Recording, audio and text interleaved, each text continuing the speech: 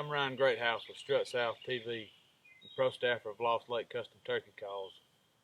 I came across Lost Lake several years ago. I told my buddy Justin about it, and it changed the game for us dramatically. Joe was great at talking with us, telling us what we needed. We tell him how we wanted our calls to sound, and he just did a great job of collaborating with us and making that possible. And that's the best thing to me about Lost Lake is you get such great customer service. You can actually talk to the guy that actually made that call for you, and you can't really do that with all these mass-produced calls that you buy in retail stores. And see, with Joe, you know you're getting a very quality call because he's been there before, he's done it, he's been in the contests, and every call he makes is consistent, and they're all turkey.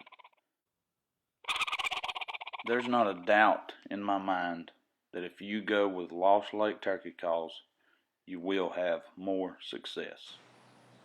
Several years ago, I was listening to a lot of the competition callers, and I wanted the edge that they had that made their calls sound as realistic as I could.